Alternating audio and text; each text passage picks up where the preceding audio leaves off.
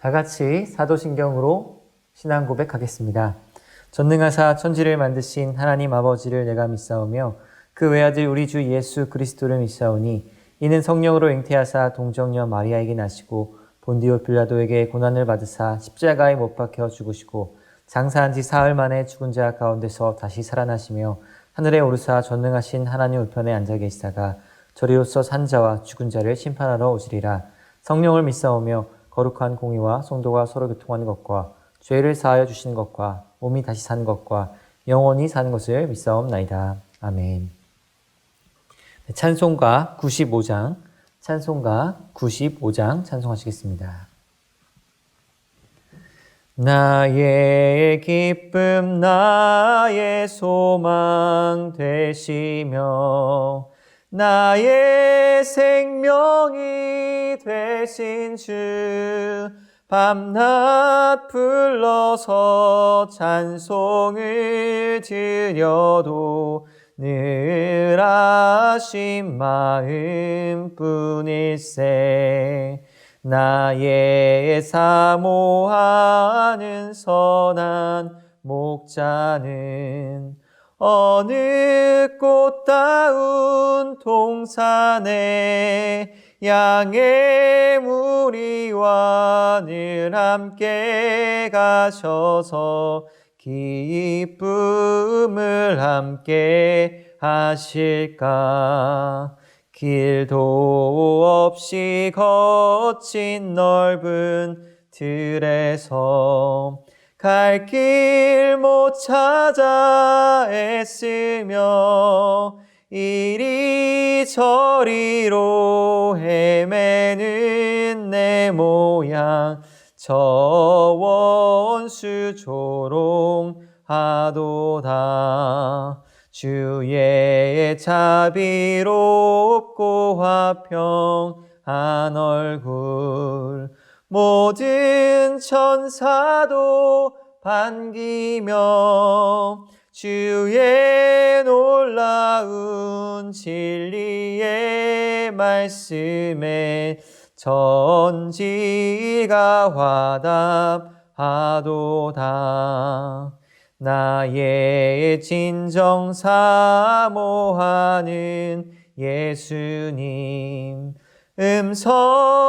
음성조차도 반갑고 나의 생명과 나의 참 소망은 오직 주 예수 뿐일세.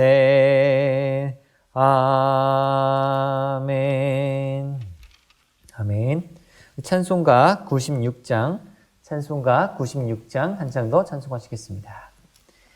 예수님은 누구신가? 우는 자의 위로와 없는 자의 풍성이며 전한 자의 높음과 잡힌 자의 노임되고 우리 기쁨 되시네. 예수님은 누구신가? 약한 자의 강함과 눈먼 자의 빛이시며 병든 자의 고침과 죽은 자의 부활되고 우리 생명 되시네. 예수님은 누구신가? 주한 자의 정함과 죽을 자의 생명이며 죄인들의 중보와 멸망자의 구원되고 우리 평화 되시네. 예수님은 누구신가? 온 교회의 머리와 온 세상의 구주시며 모든 왕의 왕이요 심판하실 주님 되고 우리 영광 되시네. 아멘. 오늘 함께 받으실 말씀은 누가복음 9장 18절부터 27절까지 말씀입니다. 누가복음 9장 18절부터 27절까지 말씀입니다. 제가 18절부터 한 절씩 교독하겠습니다. 예수께서 따로 기도하실 때 제자들이 주와 함께 있더니 물어 이르시되 무리가 나를 누구라고 하느냐? 대답하여 이르되 세례 요한이라 하고 더러는 엘리야라 더러는 옛 선지자 중에 한 사람이 살아났다 하나이다. 예수께서 이르시되 너희는 나를 누구라 하느냐? 베드로가 대답하여 이르되 하나님의 그리스도이시니이다 하니 경고하사 이 말을 아무에게도 이르지 말라 명하시고 이르시되 인자가 많은 고난을 받고 장로들과 대제사장들과 서기관들에게 버림바 되어 죽임을 당하고 제3일에 살아나야 하리라 하시고 또 무리에게 이르시되 아무든지 나를 따라 놓거든 자기를 부인하고 날마다 제 십자가를 지고 나를 따를 것이니라. 누구든지 제 목숨을 구원하고자 하면 잃을 것이요 누구든지 나를 위하여 제 목숨을 잃으면 구원하리라. 사람이 만일 온전을 얻고도 자기를 잃든지 빼앗기든지 하면 무엇이 유익하리요? 누구든지 나와 내 말을 부끄러워하면 인자도 자기와 아버지와 거룩한 천사들의 영광으로 올 때 그 사람을 부끄러워하리라. 함께 읽겠습니다. 내가 참으로 너에게 이르노니 여기 서 있는 사람 중에 죽기 전에 하나님의 나라를 볼 자들도 있느니라. 아멘. 우리 새벽 예배에 나오신 성도님들을 환영하고 축복합니다. 오늘 본문은 예수님이 누구이신지 예수님의 정체성을 나타내는 본문입니다. 예수님을 따르는 성도는 예수님이 누구이신지 정확히 아는 것은 너무나 중요합니다. 예수님의 제자다움을 결정하는 것은 그가 예수님을 어떻게 이해하고 있는지에 달려있기 때문입니다. 그래서 오늘 본문을 통해 예수님이 누구이신지에 관해 함께 말씀을 나누려고 합니다. 먼저 오늘 본문은 예수님께서 따로 기도하신 이야기로 시작합니다. 누가복음에서 예수님이 이렇게 기도하시는 장면은 그분의 구원 역사에서 중요한 사건을 앞두고 있을 때마다 언급되는 장면이라 할 수 있습니다. 예를 들어 누가복음 6장 12절에 보면 예수님께서 12제자를 사도로 택하시기 전에 홀로 밤이 새도록 기도하셨다라고 기록합니다. 그만큼 예수님의 사역에 있어서 12제자를 세우는 일이 너무나 중요한 일이었기 때문입니다. 그런 의미에서 오늘 본문이 예수님께서 홀로 기도하는 것으로 시작하는 것은 이후에 이어질 사건이 상당히 중요하다는 것을 암시하고 있습니다. 그래서 예수님은 기도하고 나신 후에 제자들에게 아주 중요한 질문을 하십니다. 무리가 나를 누구라고 하느냐 하는 질문입니다. 특별히 이 예수님의 질문은 어제 본문이었죠. 누가복음 9장 9절과 연결해서 읽으면 더욱 좋습니다. 누가복음 9장 9절에 보면 헤롯이 제자들의 이 사역 이야기를 듣고 나서 당황해하며 이 예수님에 대해 이 사람이 누군가 하는 질문을 던지고 있기 때문입니다. 그래서 오늘 본문은 이렇게 헤롯이 스스로 던진 이 질문에 대한 정확한 답을 제시하고 있다고 할 수 있습니다. 우리 20절 말씀 다 같이 읽겠습니다. 예수께서 이르시되 너희는 나를 누구라 하느냐? 베드로가 대답하여 이르되 하나님의 그리스도이시니이다 하니 예수님께서는 너희는 나를 누구라 하느냐라고 질문하십니다. 이에 베드로는 하나님의 그리스도시다라고 대답합니다. 이 베드로는 제자들의 대표와 대변인으로서 대답하고 있기 때문에 이 베드로의 대답은 곧 제자들의 견해라고 할 수 있습니다. 그러면 하나님의 그리스도는 무슨 뜻일까요? 하나님의 그리스도라는 말은 하나님의 목적과 계획을 위해 하나님이 택하고 세우신 메시아라는 뜻입니다. 다시 말해 이 이스라엘 사람들은 예수님을 그저 한 명의 선지자로 영접하는 그런 정도가 아니라 하나님이 택하신 메시아요 그리스도로 영접해야 하는 것입니다. 그런 의미에서 베드로는 하나님이 약속하시고 택하신 그리스도 예수님의 정체를 확실히 알고 있었습니다. 그런데 예수님은 21절에 보시면 이 베드로의 대답을 들으시고 경고하사 이 말을 아무에게도 이르지 말라라고 말씀하십니다. 왜냐하면 당시 유대인들은 이 그리스도를 정치적, 군사적 의미의 지도자로 오해하고 있었기 때문입니다. 그래서 섣불리 예수님이 그리스도로 알려진다면 사람들에게 이런 오해가 더 크게 퍼지고 혼란을 초래할 수 있었습니다. 이런 오해를 풀기 위해 사람들은 예수님이 누구이신지에 관해 정확한 가르침을 받을 필요가 있었습니다. 그래서 예수님은 22절에 자신이 어떤 메시아이신지 본격적으로 알려주시기 시작합니다. 우리 22절 말씀 같이 읽겠습니다. 이르시되 인자가 많은 고난을 받고 장로들과 대제사장들과 서기관들에게 버림받아 죽임을 당하고 제3일에 살아나야 하리라 하시고. 아멘. 예수님은 당신이 어떤 메시아인지를 말씀하여 주십니다. 예수님은 많은 고난을 받아야 하는 메시아였습니다. 또 그분은 장로들과 대제사장들과 서기관들에게 배척당하고 죽임당해야 하시는 분이셨습니다. 그리고 죽은 지 제3일 만에 살아나야 하시는 분이셨습니다. 특별히 예수님은 이렇게 자신에 대해 설명하실 때 해야 한다라는 말을 사용하십니다.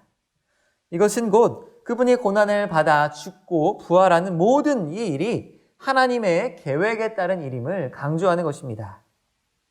이 하나님의 계획은 그리스도의 고난과 죽음을 통해 우리의 죄를 용서하시는 것이기 때문입니다. 그래서 23절부터는 이러한 예수님의 정체를 정확히 알고 따르는 제자의 길이 어떠해야 하는지를 말씀하십니다. 그리스도를 따르는 그 제자의 길은 어떤 길입니까? 자기를 부인하며 매일 자기 십자가를 지고 예수님을 따라야 하는 길입니다. 이러한 자기 부인이라는 것은 나의 욕망이나 계획이 아니라 하나님의 뜻에 순종하는 것입니다. 그리고 자기 십자가라는 것은 하나님의 뜻에 순종하는 과정에 따라오는 고난입니다. 그래서 자기 부인과 자기 십자가는 예수님을 따르는 제자의 모습인 것입니다. 특별히 24절에 보면 이런 과정 가운데 제 목숨을 구원하고자 하면 잃을 것이지만 누구든지 그분을 위하여 제 목숨을 잃으면 구원하리라 라고 말씀하십니다. 이 말씀을 통해 예수님을 따르는 제자의 삶이란 고난을 피하는 것이 아님을 말씀하십니다. 사실 우리의 이기적인 본성은 고난을 피하는 것이 당연합니다. 그러나 제자의 삶은 하나님의 뜻에 순종하기 위하여 고난도 감수하는 삶입니다. 반대로 말하면 예수를 따르기 위한 고난을 피하는 행위는 곧 그 사람이 제자가 아님을 입증합니다. 그런데 이러한 고난은 억지로가 아니라 그렇게 하는 것이 우리에게 유익이기 때문에 하는 선택입니다. 그러므로 제자는 무엇이 진정 유익이며 무엇이 현명한 선택인지 떨리고 두려운 마음으로 판단하고 결단해야 합니다. 마지막으로 27절에 예수님은 여기 서 있는 사람 중에 죽기 전에 하나님 나라를 볼 자들도 있다라고 말씀하십니다.